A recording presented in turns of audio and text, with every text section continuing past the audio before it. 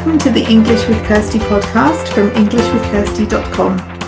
I'm Kirsty, and I support multilingual professionals to discover their voice in English. On the podcast, we talk about language, learning, and intentional communication. We hear about my guests' language journeys and share tips that help you communicate in a way that makes sense and sounds like you.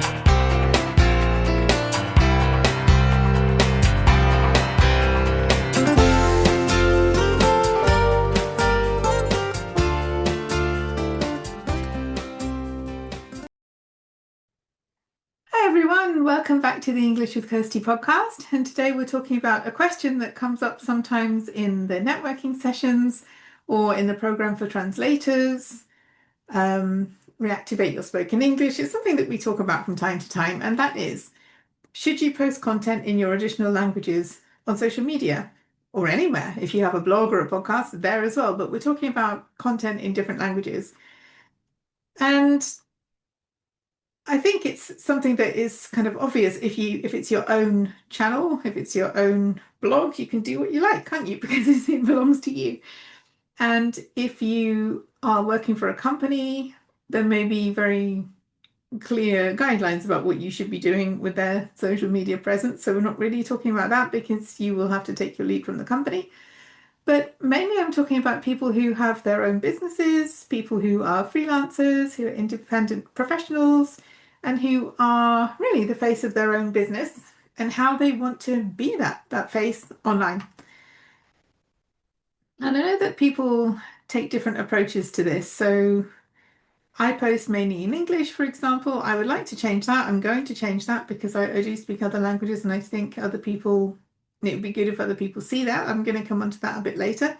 But I mainly post in English because I have an international audience now.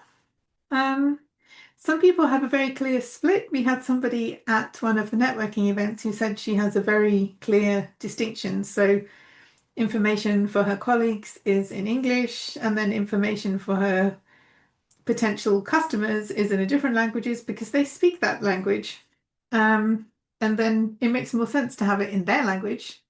So any customer facing content will be in that language. Anything that is for colleagues is in English to reach as many people as possible. Some people only post in the language that they create in. And if your potential clients don't speak that language, that may be a bit difficult, but okay, everyone has to decide what language they want to post in. Some have a mix. I've seen people having like a real variety. If they speak multiple languages, they post in multiple languages to showcase that expertise. And some people post mainly in English, I've seen, and then if there's something about an event in a certain language, well, then they'll post about it in that language, because if you can't attend the event unless you speak the language, then why would you talk about it in English? So there's that kind of split as well. But I guess the main question with this that you have to answer if you're asking this question is, who's it for? Like, who's going to read this? Who do you want to read this? Which language do they speak?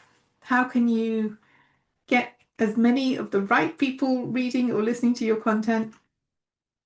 And this can be something that changes from post to post. It doesn't have to be one size fits all for all of your content, but it's worth thinking, like, if I want to reach certain people, what's the best language to do that in? And also in a way that I feel comfortable doing that.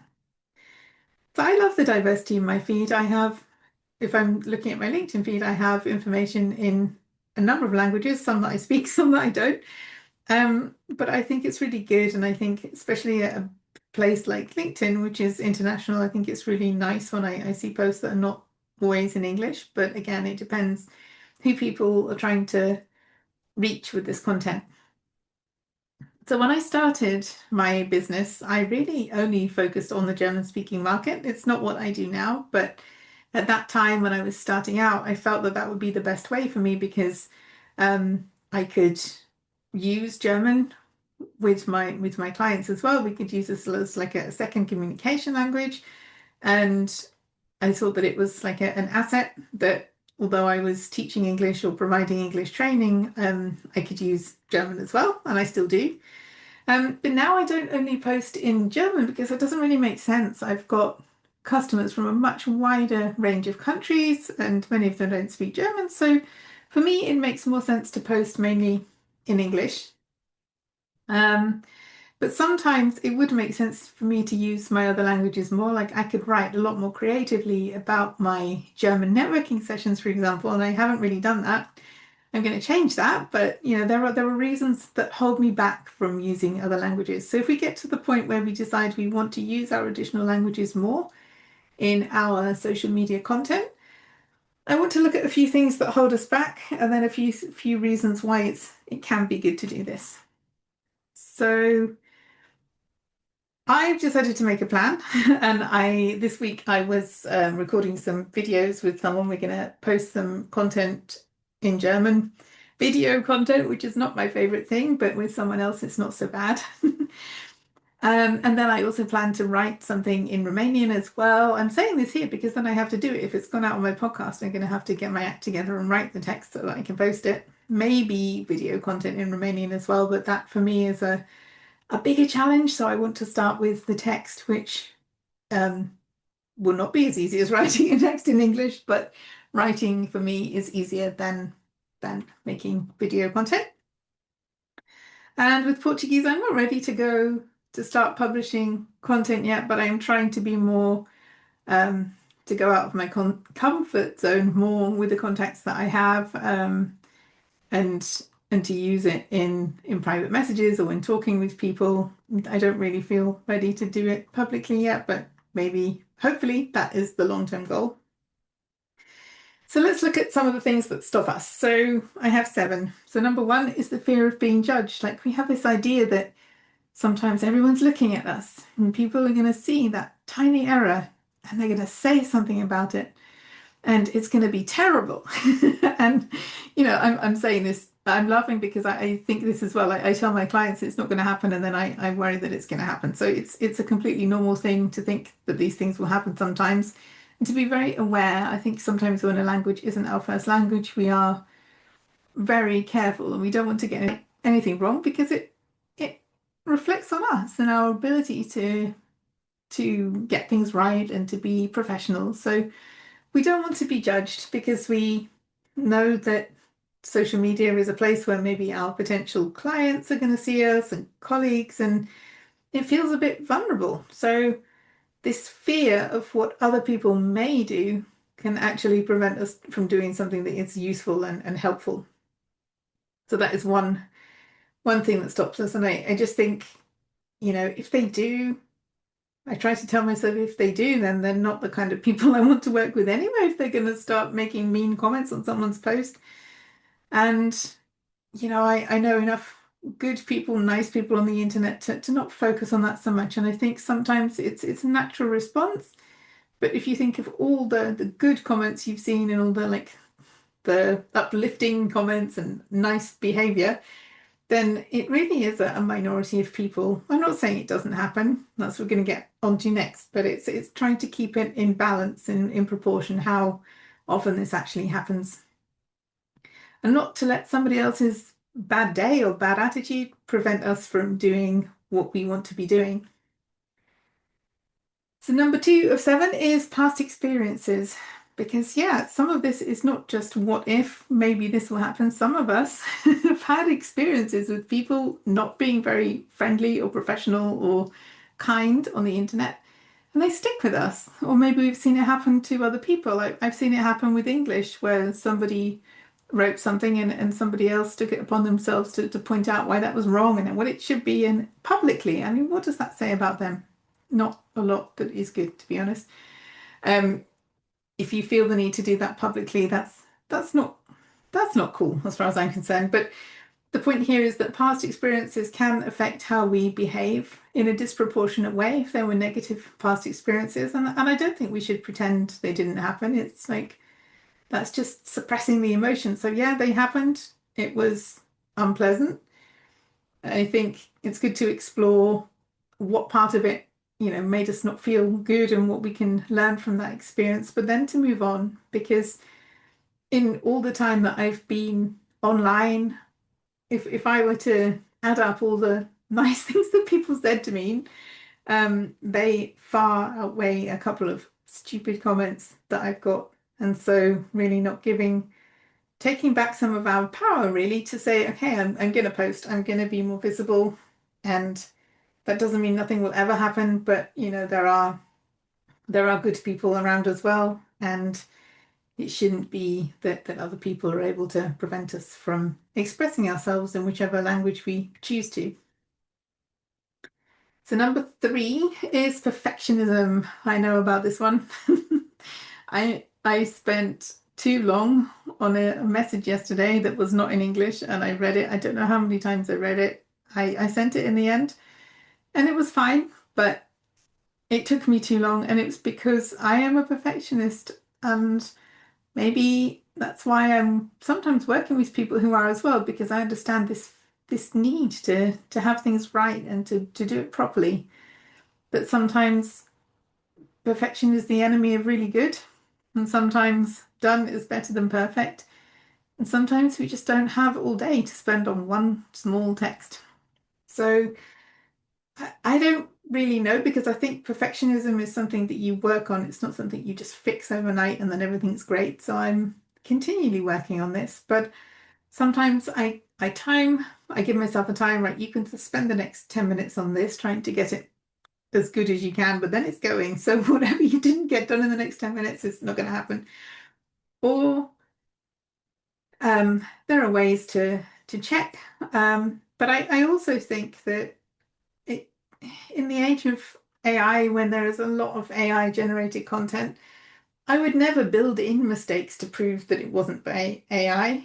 And I do sometimes use tools to check for typing errors or to see if there are any obvious grammar mistakes. I think it's okay to get help, whether that comes from a person or a machine. But what for me isn't okay is to let any part of it be written by the machine or to change my words because the AI says it sounds better and it's something I would never have said. So I can't have that in any of my text. So I'm quite strict about that. But if a small mistake does go through and people see that I wrote it myself and it wasn't generated by AI, then I'm good with that. And that's actually helping me with my perfectionism, because I think, well, I want to be authentic. And there is so much around at the moment that isn't authentic that it's important. And that means that we make mistakes sometimes.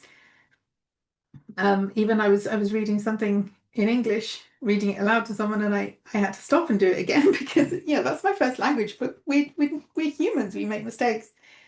And what's important is that we still communicate our content, fix any mistakes that are obvious to us, and move on. Because I'm not a machine. Number four is a very practical thing, and it's time. I hadn't thought about this before, but I was speaking with someone the other day, and it's true. Somebody passed me some information about a blog parade where lots of people write blog articles on the same topic, and then you share them and you get to know other people's blogs, and it's good for visibility and it's all good. But it was in German, and I knew that if that had been in English, I could have written an article fairly quickly and been happy with it. Obviously, I would have checked it, but I can do that in English fairly quickly. I don't take so long to write once I have an idea, but in German, I knew that it would have taken me longer. Not because I'm checking it a million times, just because the process of writing in one of my other languages, even German, is it takes longer. And sometimes that's time we don't have, and that's reasonable. Like I knew I wasn't going to meet this blog parade deadline, so I didn't do it. But sometimes I think the feeling that something is going to take us longer means that we don't sit down and start, because actually it might not be as bad as we think, or block out, I don't know, X number of minutes a week or a session and then do it when it's done, but at least invest some time into creating this content if that's something you want to do, because maybe it won't take as long as you think. There's part of us that knows it does take longer, but I think there's also part of us that exaggerates just how long it will take. So it's about being realistic about that, and then about bringing that back to the one about not spending so long checking and rechecking the same thing. Number five is about our credibility. And I think one of the things that stops us is that we know maybe we sound, at least I know I sound a lot more articulate and professional in English. And I think that I can't measure up to that. So obviously the only way you improve your skills is to practice those skills and keep doing the things that will help you to get where you need to be. But sometimes for me, I think, oh, if they see a mistake, then they'll think that, or if I explain something in a more basic way, then I guess that's going back to thinking that people will judge us. But I think that is definitely something that I'm working on every day with every language, trying to be a more accurate version of myself in that language. And I think especially when you are the face of your business, that can feel a bit more pressure to do that. But I also think it's somewhere we don't need to stay stuck, and there are opportunities to help us to move through some of those fears. There are ways, you could find someone who's doing the same thing with a different language pair, and maybe you could help each other, or you can attend meetings. Like I have my meetings either for the general ones for language professionals, or I have dedicated sessions where we work on talking about our businesses, either um, the program for translators or the monthly membership or the mentoring. I have lots of different options available for people at different price points. Um, but I really believe that whatever it is, we don't need to stay stuck. And I'm attending courses as well for my other languages. I'm not offering courses and not attending them. I do that to help me to develop. And I think it's just about being aware that, yeah, we want to be the best versions of ourselves for our business, but also like, what is the way forward? What is the thing that will be most helpful for me to do that rather than seeing it as a blockage? And so number 6 is imposter syndrome, thinking like for me, when I started running the German meetings, like, oh, it's not my first language. Why am I doing that? And maybe people will think, why is she doing that? Because it's not her first language. Um, And there are plenty of reasons why it makes sense for me to do that, because I already have a similar format of meetings running in English. So it does make sense. But I think sometimes our imposter syndrome voice can be a bit louder when it's talking about something we're going to do in additional language. And so just to be aware of that, and just to see how much of what you're feeling is true and how much is the voice of the imposter syndrome. Because I also think it's right to know when something is too difficult for us at the moment. It doesn't mean we're never going to do it, but there are some things that I wouldn't say yes to at the moment. But at the same time, um, it's not good when we try to keep ourselves small because we think that we can't do something that we haven't tried, or that we probably do have the skills to do. And the last thing, number 7, is it's new. So for me, it's not new, but it's just something I haven't done for a while. So maybe I should change that to it's new, or it doesn't feel like something we do all the time. It doesn't feel normal because we either haven't done it before or haven't done it for a while. And anything that is new does feel a bit like, oh, going into the unknown, that's a bit scary. Um, but that can be something that prevents us from doing it, because if it becomes more of a natural thing to do, like if I start posting something monthly, I'm already posting about my events, but if I post something else once a month in German, that will become normal at some point, and I won't think about it as much. Okay. And then finally, I just wanted to mention 3 things why it's helpful to do this sometimes. Like for some people, it doesn't make sense at all to use your other languages, and that's fine. But for those who are going to do this or thinking about doing this, these are 3 reasons why it's helpful. So one is that it builds trust. I think there is something about being able to communicate with clients in their language that does build trust. We talked about it with Laura on the previous podcast. But that if you're able to communicate with potential clients in their language, then it feels they can feel more comfortable sometimes because they don't have to work in an additional language, and you can build better relationships sometimes depending on how comfortable they are using your first language. But it can be a way to build more trust and better relationships with clients.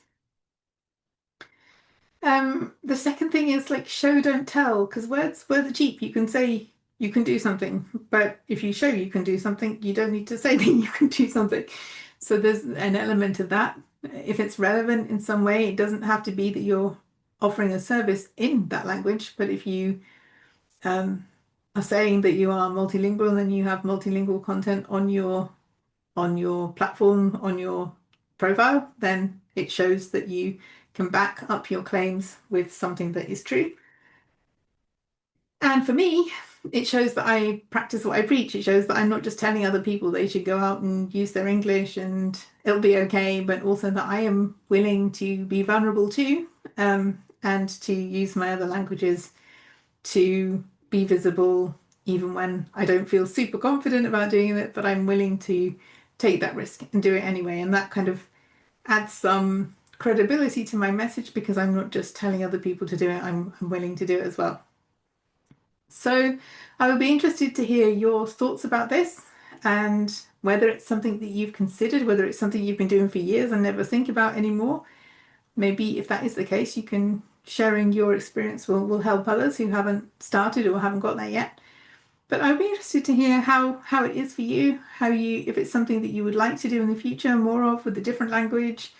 If you like to see multilingual, as in languages being used more creatively. I don't just mean one post in multiple languages. I mean people switching it up with their languages. If you like to see that on LinkedIn or any other platform, let me know. And yeah, have a great week and have fun with your languages. I hope you enjoyed this episode of the English with Kirsty podcast. If you have any questions or comments, my email address is kirsty@englishwithkirsty.com, or you can go to www.englishwithkirsty.com/podcast, where you'll find information about the individual episodes.